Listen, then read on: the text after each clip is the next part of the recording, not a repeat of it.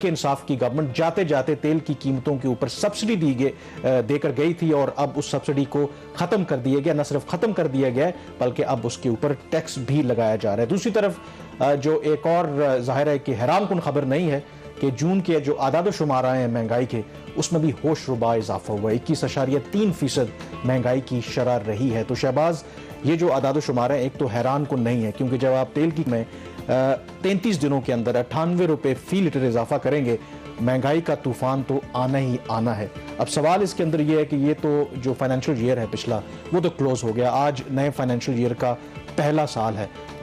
मुझे लगता है कि शायद मुश्किलात जो हैं वो मजीद इसमें मेरे ख्याल में इजाफा होगा, एटलीस्ट कमी नहीं होगी आने वाले महीनों में।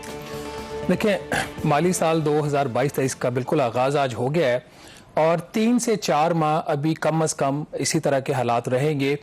महंगाई की जो शरह का आपने जिक्र किया, इसमें जो पेट्रोलियम मसनूआत की कीमतों में कल रात इजाफा हुआ है, उसका इम्पैक्ट शामिल नहीं है, क्योंकि ये जून के नंबर्स हैं।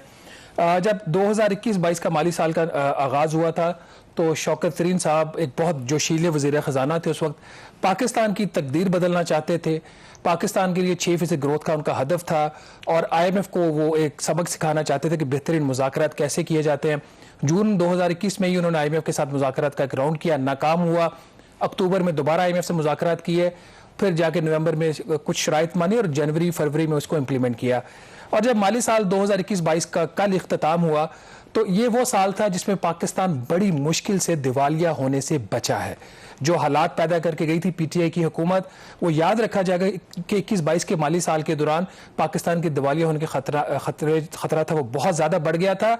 और आलमी जो बैंक्स थी, कमर्शियल बैंक्स, वो पाकिस्तान की जो लेटर ऑफ क्रेडिट थे इंपोर्ट्स के लिए, उसको कंफर्म नहीं कर रहे। लेकिन यहाँ पे मैं आपकी बात ज़रूर काटूंगा। तहरीके इंसाफ वाले तो ये कहते हैं, क्योंकि जब उनकी गवर्नमेंट गई मार्च में तहरीके अदम एतमाद के नतीजे में, उससे पहले तक तो सब कुछ ठीक चल रहा था। जो वो कहते हैं कि खराबी आई, वो उसी वजह से आई जब तहरीके अदम एतमाद लाई गई। सो कॉल्ड जो रजीम चेंज फॉरेन कॉन्स्पिरेसी की वजह से हुआ, उस मुदाखलत की वजह से वो कहते हैं कि मुल्क के अंदर बेयकीनी की सी सूरत हाल पैदा हुई। अगर आज वो गवर्नमेंट में होते तो शायद हालात मुख्तलिफ होते। उसके बावजूद कहते हैं कि जो पिछला माली साल है 6% की ग्रोथ हमने अचीव की, टैक्स कलेक्शन आगे चल के हम बात भी करेंगे, वो भी हमने अचीव किया। वो तो अपनी तरफ से कहते हैं कि बड़ी ज़बरदस्त तरक्की हो रही थी। सारी खराबी जो है ये इन 2-3 माह में हुई है। कोई मिस्टर टॉम और मिस्टर स्मिथ थे जो सारी ग्रोथ को फाइनेंस कर रहे थे।